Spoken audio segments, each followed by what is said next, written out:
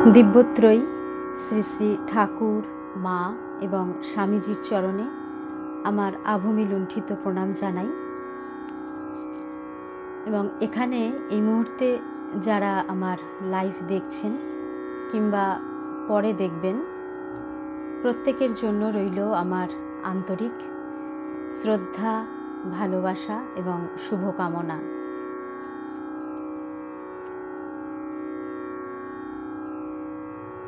নমস্কার।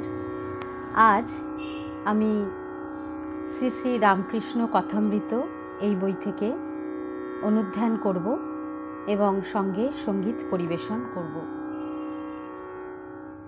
শ্রী শ্রী রামকৃষ্ণ কথামৃত এই বই থেকে আমি অনুধ্যান করব এই কারণেই আরও যে এই বইটি, এই গ্রন্থটি, এটি শ্রী শ্রী ঠাকুরের মুখ নিঃসৃত যে শাস্ত্রাদির নির্যাস তা আমরা এই বইতে পাই। বর্তমান যুগের যে অশান্ত সময়, যে ব্যস্ত সময়ের মধ্যে দিয়ে আমরা চলেছি, এই সময় আমাদের পক্ষে, আমাদের অনেকের পক্ষেই খুবই কঠিন ব্যাপার এটি যে বিভিন্ন শাস্ত্র অধ্যয়ন করা কিংবা সেই শাস্ত্র অধ্যয়ন করে তার ধারণা করা। কারণ আমরা সেই সময়টার মধ্যে নেই যে একটা সময় ছিল যখন মুনি ঋষিরা কিংবা মানুষের হাতে অনেক সময় ছিল এবং তাদের জীবনে এত জটিলতা, এত কিছু ছিল না। তারা সমস্ত ওই শাস্ত্রগুলি অধ্যয়ন করতে পারতেন। কিন্তু এখনকার এই আমাদের জীবনে আমরা একটা অস্থির সময়ের মধ্যে দিয়ে চলেছি। আমাদের পক্ষে এগুলি অধ্যয়ন করা বা ধারণা করা অত্যন্ত কষ্টসাধ্য ব্যাপার। তো শ্রী শ্রী ঠাকুর তিনি বুঝতে পেরেছিলেন আমাদের এই অবস্থাটা যে হবে, কিছুদিন পরে আমাদের সামনে থেকে সমস্ত কিছু অবলুপ্তির পথে চলে যাবে। তিনি সেটা অনেক আগেই উপলব্ধি করেছিলেন এবং সেই কারণেই শ্রী শ্রী রামকৃষ্ণ কথামৃত সমস্ত শাস্ত্রের মধ্যে যা আছে তারই নির্যাস দিয়ে তিনি তৈরি করলেন। যেন অনেকটা ওই মৌমাছির মতো যে বিভিন্ন ফুল থেকে মধু সংগ্রহ করে, ফুলের যে মধুর যে সার বস্তু যেটা আমরা পেলাম, মধু হিসেবে যে সার বস্তুটা আমরা সেই মৌচাকে বা নেকটারের মধ্যে যেরকম পাই, এই রামকৃষ্ণ কথামৃত পাঠ করলে ঠিক একই ফল। আর এটি তৈরি করেছেন স্বয়ং শ্রীম, যার রূপকার। আমরা এই বই পাঠ করে আমরা নিজেরা ধন্য হই। আর এর ভাষা, আর সেই বাংলা ভাষা, সহজ সরল মাতৃভাষা, যা আমাদের মুখের ভাষা, আমাদের মায়ের ভাষা, আমাদের কথা বলার ভাষা, সেই সহজ ভাষায় অত্যন্ত আড়ম্বরবিহীনভাবে এবং কোনো কোনো স্থানে বেশ রসিকতাকে সংযুক্ত করে শ্রী শ্রী ঠাকুর এই বইটি লিখলেন। প্রথমে আমি একটি সঙ্গীত পরিবেশন করব, তারপর আমি আমার পাঠে চলে যাব।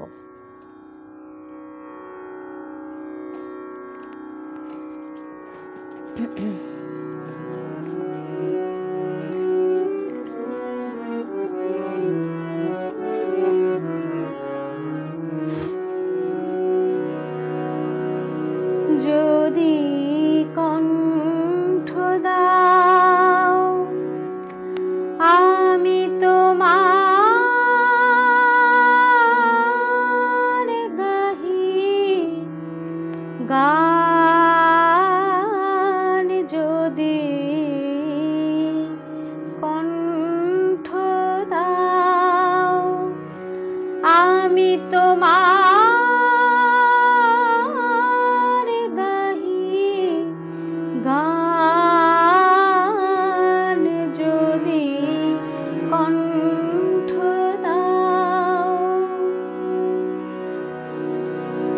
যদি কণ্ঠ দাও আমি তোমার গাহি গান, যদি কণ্ঠ দাও, যদি দৃষ্টি দাও, আমি নয়ন ভরে দৃষ্টি দাও, আমি নয়ন ভরে করে অমৃত রূপ সুধা পান, যদি কণ্ঠ দাও, আমি তোমার গাহি গান, যদি কণ্ঠ দাও, যদি কর্ণ দাও, আমি অনাহত নাদ শুনি, যদি কর্ণ দাও, আমি অনাহত নাদ শুনি, আর তারি সুরে সুরে প্রেমেরই জাল খানি বুনি, যেন তোমারই করুণায় আমারই বাসনায় উথালে নাম সুরধ্বনি, যেন তাহারি ধারা জলে তপ্ত ধরা তলে, তাহারি ধারা জলে তপ্ত ধরা তলে, তাপিত জনে করে স্নান, যদি কণ্ঠ দাও, আমি তোমার গাহি গান, যদি কণ্ঠ দাও।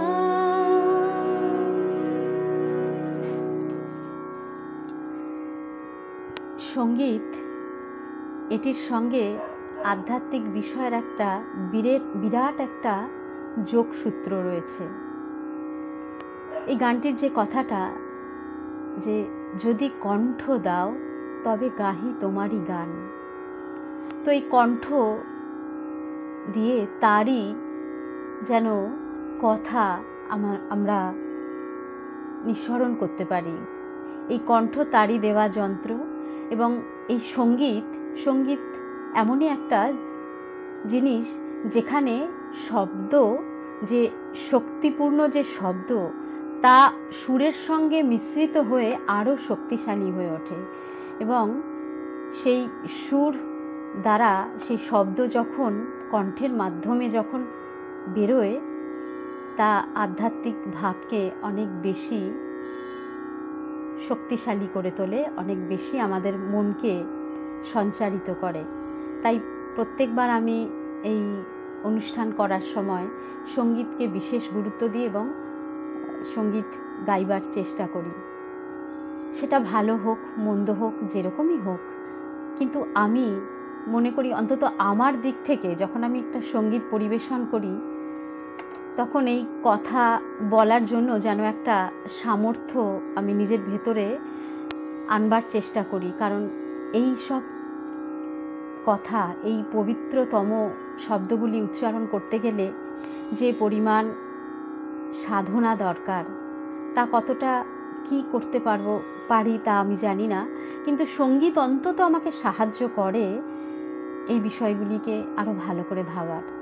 আসুন এবার আমি মূল বিষয়ের দিকে চলে যাই। আজকে আমি যে বিষয়টি পাঠ করব তার যে শিরোনামটি দিয়েছি, সেখানে রয়েছে ওই 14 পোয়া মানুষের ভেতরে জগন্মাতা প্রকাশ হন। 14 পোয়া বলতে এখানে শরীর বোঝানো হয়েছে। তো এই কথাটি যেদিন ঠাকুর বলেছিলেন সেই দিনটির তারিখ হচ্ছে 1883 সাল 22শে ডিসেম্বর।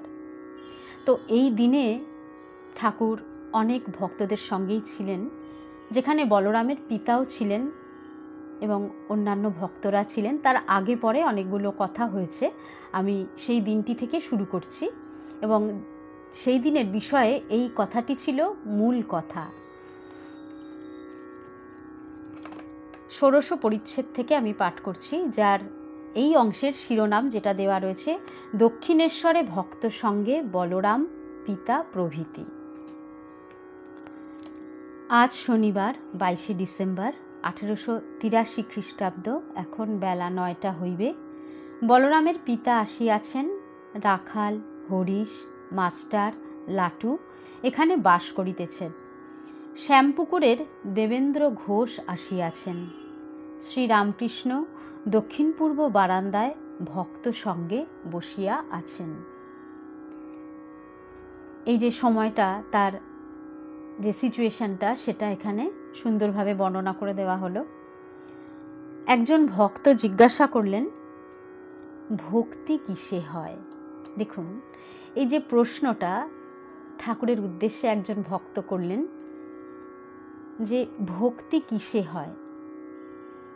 আমরা আমাদের মধ্যে সকলেই প্রায় কম বেশি ভক্তি ব্যাপারটা কি আমরা কিছুটা আমাদের মধ্যে আছে আর কি, আমরা কিছুটা বুঝতে পারি ভক্তিটা কি জিনিস, ভক্তি কীরকমভাবে হতে পারে। আমরা একটা যে যার নিজেদের লেভেল থেকে একটা ধারণা আমরা মোটামুটি অনেকেই করতে পারি। কিন্তু ঠাকুর কিভাবে উত্তর দিচ্ছেন দেখুন। ঠাকুর বললেন, এগিয়ে পড়ো, 7 দেউরির পর রাজা আছেন, সব দেউরি পার হয়ে গেলে তবে তো রাজাকে দেখবে। দেখুন, ঠাকুরের কথার যে প্রশ্নের যে উত্তরটা শুনে মনে হতে পারে এই প্রশ্নের তো টু দ্য পয়েন্ট উত্তরটা ঠিক আসলো না যেন। কারণ ভক্তি কিসে হয় সেটা কোনো না কয়েকটা বিষয় বলে দিলেই হয়ে যেত, কিন্তু ঠাকুর সেটা না বলে বললেন যে এগিয়ে পড়ো, 7 দেউরির পর রাজা আছেন, সব দেউরি পার হয়ে গেলে তবে তো রাজাকে দেখবে। অর্থাৎ এখানে বলছেন, এখানে রাজাকে ধরা হচ্ছে সেই যাকে দেখা করার জন্য, যার সাথে দেখা হওয়ার জন্য আমাদের অন্তরের ব্যাকুলতা, অর্থাৎ ঈশ্বর। এই রাজাকে দেখতে গেলে কি করতে হবে? আমরা জানি ওই রাজার সিংহাসনে বসে রয়েছেন রাজপ্রাসাদের ভেতর, কিন্তু তার কাছে পৌঁছতে চাইলেই তো পৌঁছানো যাবে না। তার আগে তো কিছু আপনাকে মেনটেন করে আসতে হবে, কিছু পদ্ধতির মধ্যে দিয়ে আসতে হবে। চাইলে আমার সঙ্গে সঙ্গে দেখা হয়ে যাবে এমন নয়। তাই ঠাকুরও বলছেন যে ওই রাজার সঙ্গে দেখা করার জন্য যেরকম 7টা দেউরি পেরিয়ে আসতে হবে, আপনাকে প্রত্যেকটা দেউরিতে হয়তো সেখানে ওই কি বলে, যারা ওখানে রয়েছে সিকিউরিটি গার্ডের মতো, তাদের কাছে আপনাকে জবাবদিহি করে কথা বলে বেশ পরিশ্রম সাধ্য। ঠিক সেই রকম ঈশ্বরের সঙ্গে, ঈশ্বরের ভক্তিকে হৃদয় পেতে গেলে সেটা কিন্তু এমনি এমনি হয়ে যাবে না, সেটা আয়াস সাধ্য অনায়াসে কিছু হয়ে যাবে না, যে আমি চাইলে আমার হয়ে যাবে এরকম কিন্তু নয়। তাই বলছেন এগোতে হবে। এগোতে হবে মানে যার যেরকম স্তর সেইখান থেকে এগিয়ে আসতে হবে আমাদের। 7 দেউরির পরে রাজা আছেন, সব দেউরি পার হয়ে গেলে তবে রাজার সাথে দেখা হবে। এরপর ঠাকুর বলছেন, আমি চানকে অন্নপূর্ণা প্রতিষ্ঠার সময় দারিকবাবুকে বলেছিলাম, বড় দিঘিতে বড় মাছ আছে গভীর জলে, চার ফেলো, সেই চারের গন্ধে ওই বড় মাছ আসবে, এক একবার ঘাই দেবে, প্রেম ভক্তিরূপ চার। দেখুন, ঠাকুর আরও স্পষ্ট করে, আরও ভালো করে বুঝিয়ে বলছেন যে একটা উদাহরণ সহযোগে, যে বড় দিঘিতে যেরকম মাছ থাকে সেখানে চার ফেললে পরে, চার ফেলে আপনাকে ধৈর্য ধরে বসে থাকতে হবে। প্রথমে হয়তো মনে হতে পারে কোথায় মাছ, কি মাছ, এই তো বসে রয়েছি। ঠিক আমাদের যে অবস্থাটার সাথে আমরা ঈশ্বরের সাধনা করতে করতে হয়তো আমাদের মনের মধ্যে এরকম আসতে পারে, কি এগোচ্ছি, আদৌ কি কিছু আছে?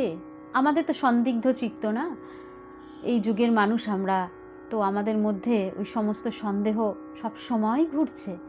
আদৌ কি হচ্ছে, কিছু কি আছে, আদৌ কিছু কি পাবো, এরকম একটা আমাদের বোধ হয়।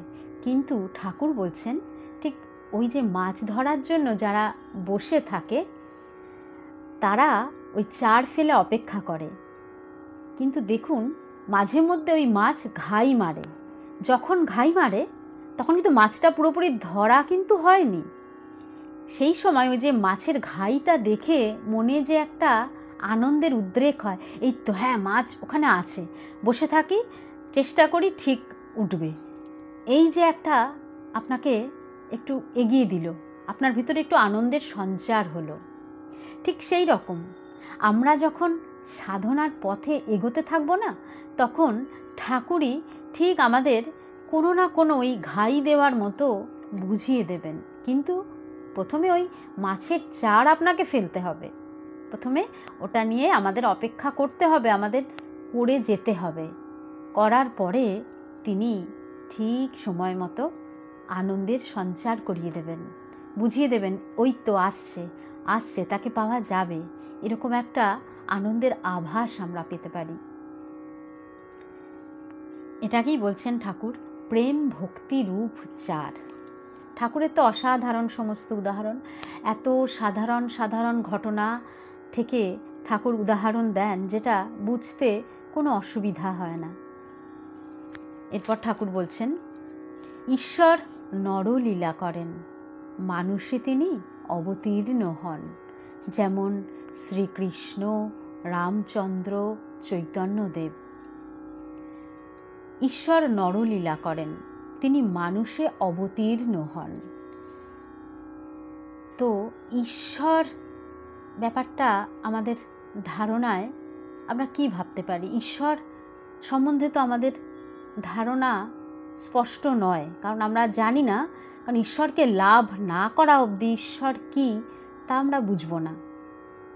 কিন্তু সেই ঈশ্বর যখন নরদেহে নরলীলায় আমাদের কাছে আসেন, তখন তাকে আমরা ধরতে পারি।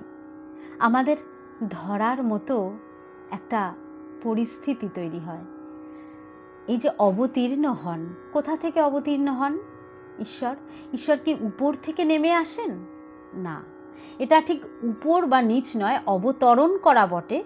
কথাটা অবতীর্ণ কথাটা এসেছে অবতরণ থেকে, কিন্তু এখানে অবতরণটা হচ্ছে ঈশ্বরের যে স্বরূপ, সেই স্বরূপ থেকে তিনি ছোট একটা মানে স্থূল রূপ যেটাকে বলে, মানে মানুষের দেহ বা নরলীলা করবার জন্য নরদেহ ধারণ করেন।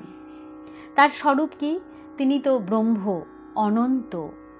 সেই অনন্ত ব্রহ্মকে কি আমরা অনুভব করতে পারি, ধরতে পারি সাধনা ছাড়া?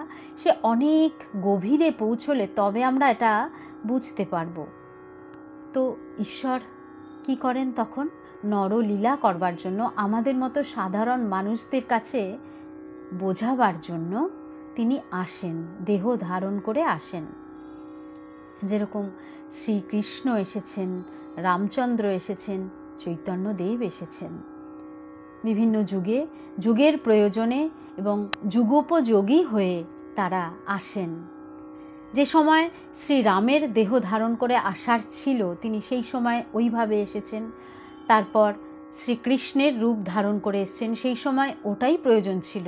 পরবর্তীতে আমরা দেখেছি চৈতন্যদেব, এবং তারও পরে আমরা দেখেছি শ্রী শ্রী ঠাকুরকে।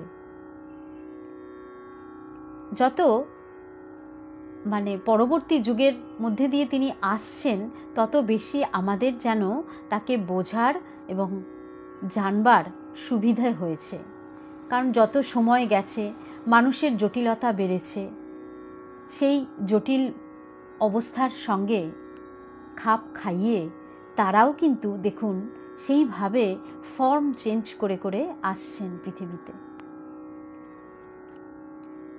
আমি কেশব সেনকে বলেছিলাম যে মানুষের ভিতর তিনি বেশি প্রকাশ। মানুষের ভেতর তিনি বেশি প্রকাশ কেন?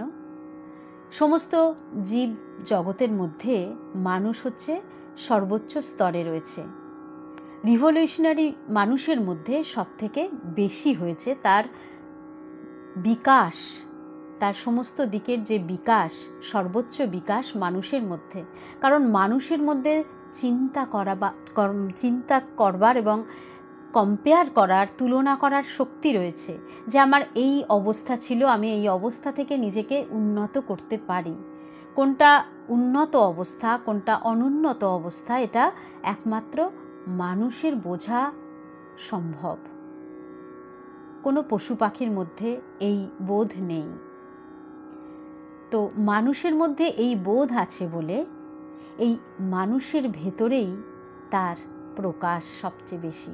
এবং এই সঙ্গে আমার যেটা এটা পড়তে পড়তে খুব হচ্ছিল মনের মধ্যে চিন্তা, মানে একটা হয় না, একটা বোধ হয় না, আমি যখন পড়ছিলাম ভাবছিলাম বারবার যে আমরা কতটা ভাগ্যবান, ভাগ্যবতী আমরা। কারণ স্বয়ং ঈশ্বর যেই দেহ ধারণ করেন, দুটো হাত দুটো পা ঠিক আমাদের মতোই দেখতে, শ্রীকৃষ্ণ বলুন, শ্রীরাম বলুন, ঠাকুর বলুন, তারা তো আমাদের মতোই একটা দেহের রূপ তাদের। তো আমরা আমাদের কতটা ভাগ্য ভাবুন, আমরাও কিন্তু সেই দেহটা, অনুরূপ দেহ নিয়েই আমরা এসেছি এই পৃথিবীতে। সুতরাং এখান থেকে একটা মনের মধ্যে খুব আশার সঞ্চার হয়, যেন মনে হয় আমরাও পারবো ঠিক। কারণ আমরা অনেকটা এগিয়ে রয়েছি, কিন্তু অলরেডি আমরা অনেকটা এসে গেছি। দেহটা তো তাদের মতোই দেখতে হয়েছে। এবার যদি ভেতরের সাধনাটা বাড়াতে পারি, তাহলে তার সত্তার সঙ্গে আমরা লীন হতে পারবো। এটা আমাদের কাছে কিন্তু পরম আশার। তাই বলছেন যে মাঠের আলের ভিতর ছোট ছোট গর্ত থাকে, তাহাদের বলে ঘুঁটি। ঘুঁটির ভেতর মাছ কাঁকড়া জমে থাকে। মাছ কাঁকড়া খুঁজতে গেলে ওই ঘুঁটির ভেতর খুঁজতে হয়। ঈশ্বরকে খুঁজতে হলে অবতারের ভেতর খুঁজতে হয়। এবার দেখুন, তিনি তো মানুষের রূপ ধারণ করে এলেন ঠিকই, শ্রী শ্রী ঠাকুর সেই দক্ষিণেশ্বরের ব্রাহ্মণ, একজন পূজারী ব্রাহ্মণ, যেন মনে হয় অত্যন্ত সাদা মাটা একটা সাধারণ মানুষ, যিনি লেখাপড়া সেরকম কিছু জানেন না, পুঁথিগত শিক্ষা বলতে সেরকম কিছু নেই, একেবারেই অত্যন্ত সাধারণ তার কথাবার্তা সমস্ত কিছু। সেই একটা রূপ নিয়ে স্বয়ং ঈশ্বর এলেন পৃথিবীতে। এইবারে দেখুন, এই যে একটা উদাহরণ দিচ্ছেন, অবতারকে কি করে বুঝবো? বলছেন যে মাঠের ভিতর ছোট ছোট গর্ত থাকে, তাদের বলে ঘুঁটি। মাঠের ভেতর, গ্রাম বাংলার দিকে এই ব্যাপারগুলো হয়, শহরে তো এগুলো দেখা সম্ভব হয় না। যারা গ্রামে থাকেন তারা এটা বুঝবেন, আমরা সেটাই আর কি এখানে যেভাবে লেখা আছে বলছি। ঘুঁটির ভেতর মাছ থাকে। মাঠের ভেতরে যখন বর্ষাকালে কিছু কিছু জায়গা গর্ত হয়ে থাকে, সেই গর্তের মধ্যে কি হয়, মাছ বা কাঁকড়া ওরা ওর ভিতর ঢুকে বসে থাকে। এবার যারা ওই গর্তগুলো জানে, যারা শিকার করতে নেমেছে, অর্থাৎ ওই মাছ বা ওই কাঁকড়া যারা শিকার করবে মনে করে, তারা ওই ঠিক গর্তগুলোর মধ্যেই খোঁজে এবং সেখান থেকে পায়। গোটা মাঠে খুঁজলে কিন্তু পাওয়া যাবে না, সেই বিশেষ বিশেষ যে জায়গা সেখানে রয়েছে। তো যাদের ভেতর, যারা ঈশ্বরকে জানবার জন্য যাদের মধ্যে ব্যাকুলতা সৃষ্টি হয়েছে, ওই যারা মাছ কাঁকড়া ধরতে চাইছে, এরকম যাদের ভেতরটা হয়েছে, যাদের সেই ব্যাকুলতা এসেছে, যারা সেই সাধন ভজন করে সেই পরিশ্রম করছেন, তাদের জন্য তারা কিন্তু বুঝতে পারেন যে ওই গর্তে সেই আমি যেটা চাইছি সেই জিনিসটা রয়েছে ওখানে। ঠিক ঠাকুরকেও দেখুন, কত মানুষই তো দেখেছিল সেই সময়, কত মানুষই তো ঠাকুরের কাছে এসেছিল। সবাই কি ঠাকুরকে চিনতে পেরেছিল? পারেনি। অধিকাংশই চিনতে পারেনি, কারণ অবতারকে চিনতে গেলে তো তাকেও অনেকটা তৈরি হতে হবে। দেখলাম আর চিনে যাব, এত তো সহজ নয়। যেমন স্বামীজি একটা কথা বলেছেন না, স্বামীজিকে চিনতে গেলে আরেকটি স্বামীজির প্রয়োজন। তো আমরা যতটা নিজেদেরকে তৈরি করতে পারবো, তত বেশি ধারণা করতে পারবো। তা না হলে একেবারেই সাধারণ মনে হবে। এমন অনেক মানুষ আমরা দেখে থাকি, আমাদের পরিচিত জগতের মধ্যে অনেক মানুষের কথাবার্তা তো আমরা শুনেই থাকি, যে তারা বলে এটা কী এমন ব্যাপার, এটা কী এত ভাবার, এটাকে এত করে দেখার কী বা আছে? কারণ তার সেই জায়গাটা তৈরি হয়নি। যত ওই স্তর থেকে আমরা নিজেদেরকে উন্নীত করতে পারবো, তত বেশি আমরা বুঝতে পারবো, তত বেশি তাকে ধরতে পারবো। তাই অবতারকে চিনতে গেলে সাধনার প্রয়োজন, সেটাই ঠাকুর বলছেন। আর ঈশ্বরকে যদি তুমি খুঁজতে যাও, ওই অবতারের ভেতরেই পাওয়া যাবে, যে কিনা ওই জলের মধ্যে যে গুটিগুলো রয়েছে সেইখানে তারা রয়েছেন। তারা মানুষের দেহ নিয়ে এসেছেন, এদেরকে বলা হয় ঈশ্বর কোটি। তারা এই দেহটা ধারণ করেন তাদের নিজের ইচ্ছায়। আর সাধারণ মানুষের যে জীবন, সেটা কিন্তু তাদের নিজের ইচ্ছায় নয়। কিন্তু অবতার পুরুষ তারা নিজের ইচ্ছায় পৃথিবীতে আসেন এবং তাদের কার্য সমাধা করে আবার চলে যান। তাদের কোনো কর্মফল থাকে না এবং সেই কর্মের পরিণতিতে তাদের আবার ফিরে আসতে হয় না, যেটা সাধারণ মানুষের করতে হয়। তাদের কর্মফল তৈরি হয় একের পর এক কাজের মাধ্যমে এবং সেই কর্মফলের কারণ হিসেবে আবার তাদের জন্মগ্রহণ করতে হয়। তো ঠাকুর বলছেন, একটা গান গাইছেন যে ওই 14 পোয়া মানুষের ভেতরে জগন্মাতা প্রকাশন। ওই 14 পোয়া, এই যে বলছিলাম, এই যে নরদেহ, এই নরদেহকে 14 পোয়া বলা হয়ে থাকে। 14 পোয়া মানুষের ভেতরে জগন্মাতা প্রকাশন। গান আছে, শ্যামা মা কি কল করেছে, কালী মা কি কল করেছে, 14 পোয়া কলের ভিতরই কত রঙ্গ দেখাতেছে, আপনি থাকি কলের ভিতরই, কল ঘুরায় ধরে কল ডুরি, কল বলে আপনি ঘুরি, জানে না কে ঘোরাতেছে। দেখুন কি সুন্দর কথা। শ্যামা মা এমন একটা কল করেছে, সে কলটা যেন একটা অদ্ভুত রঙ্গ দেখাচ্ছে। এই কলের ভেতরে একজন কেউ বসে আছে, সে সমস্ত কিছু চালাচ্ছে।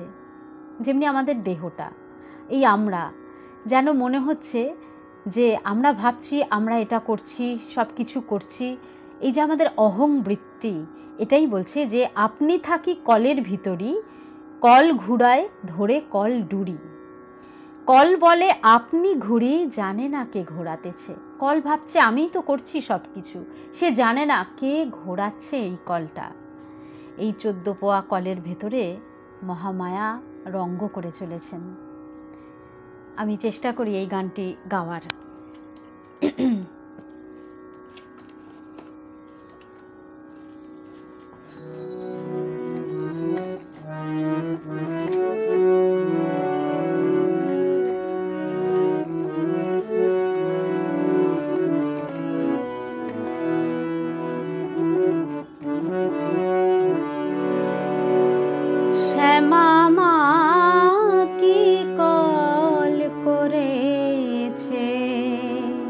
কালী মা কি কল করেছে,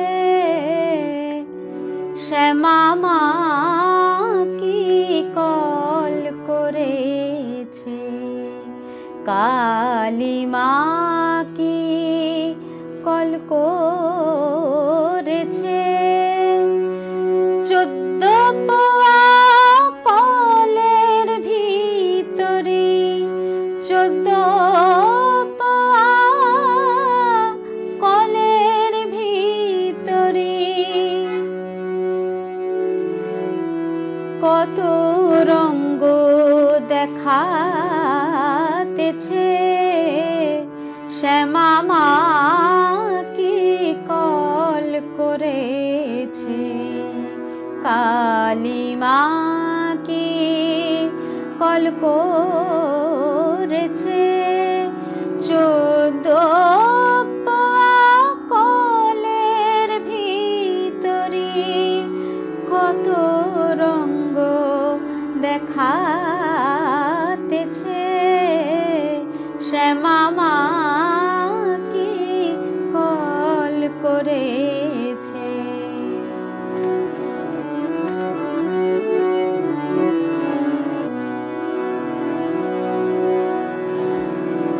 আপনি থাকি কলের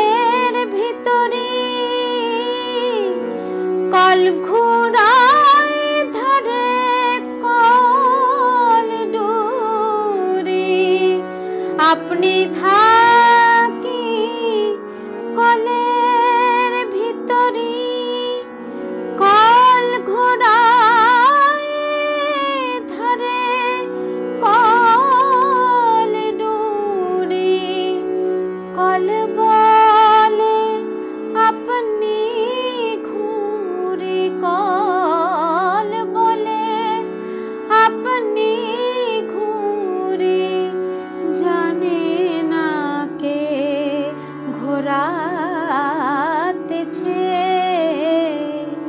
শ্যামা মা কি কল করেছে, কালী মা কি কল করেছে, শ্যামা মা কি কল করেছে।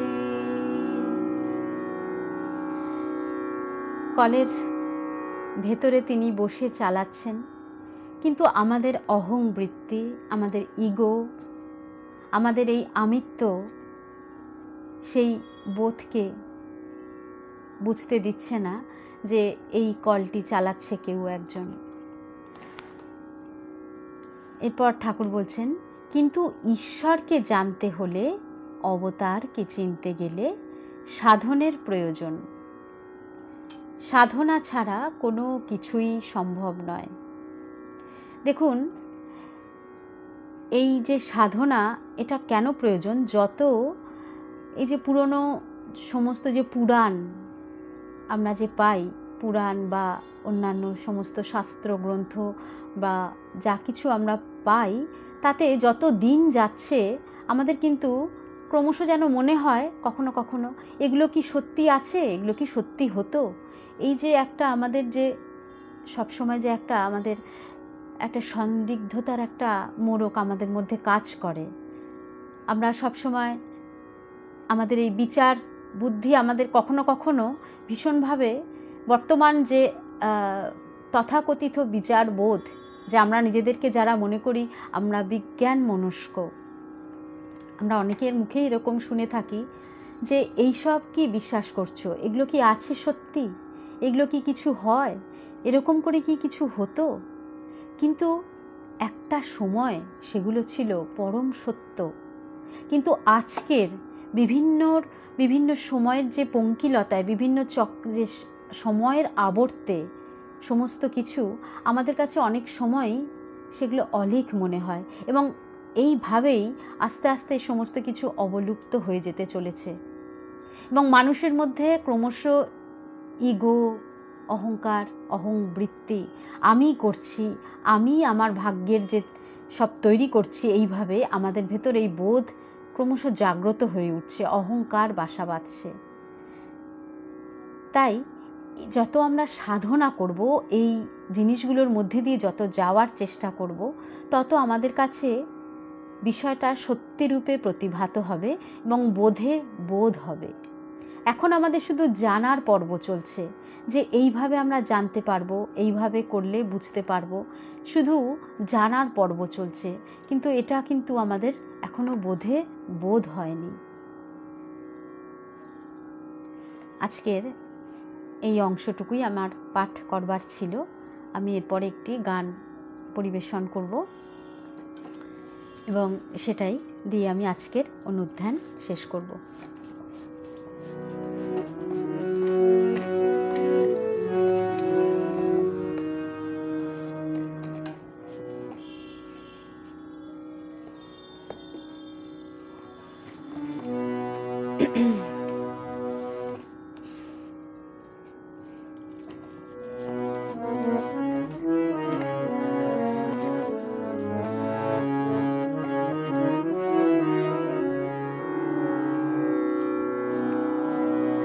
তুমি নাহি দিলে দেখা, কে তোমায়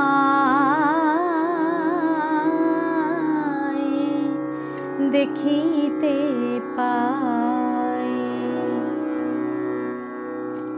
তুমি নাহি দিলে দেখা, কে তোমায় দেখিতে পায়। তুমি না ডাকিলে কাছে সহজে কি চিত্তধায়। তুমি নাহি দিলে দেখা, কে তোমায় দেখিতে পায়। তুমি না ডাকিলে কাছে সহজে কি চিতধায়। তুমি নাহি দিলে দেখা, কে তোমায় দেখিতে পায়।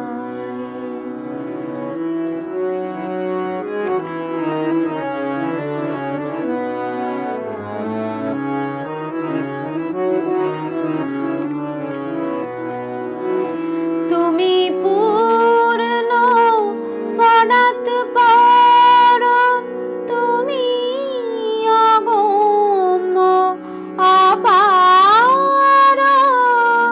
ওহে নাথ সাধ্যকর, ধ্যানেতে ধরে তোমায়।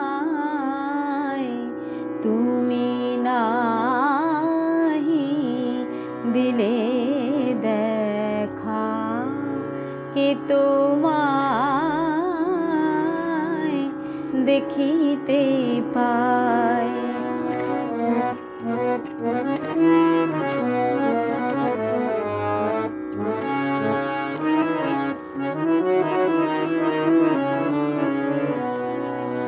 মনে রে বুঝাই যত, তুমি বাক্য মনাতীত। মনে রে বুঝাই যত, তুমি বাক্য মনাতীত। তবু প্রাণ ব্যাকুলিত তোমারে দেখিতে চায়।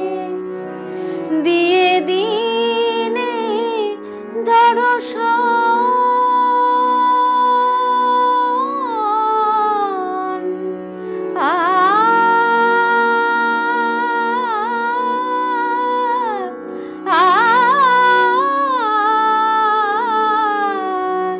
দিয়ে দিনে দর্শন করো হে দুঃখ মোচন।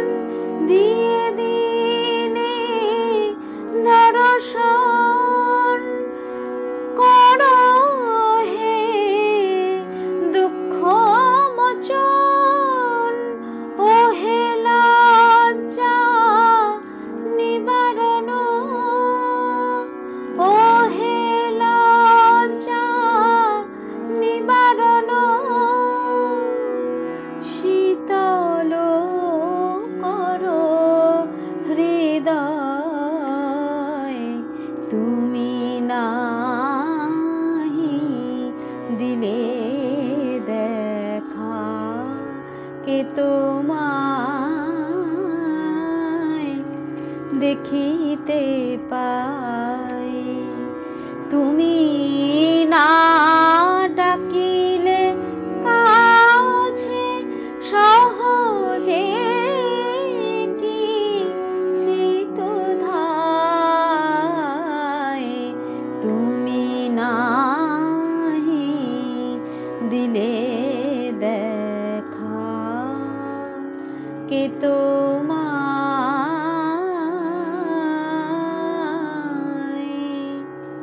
দেখিতে পায়।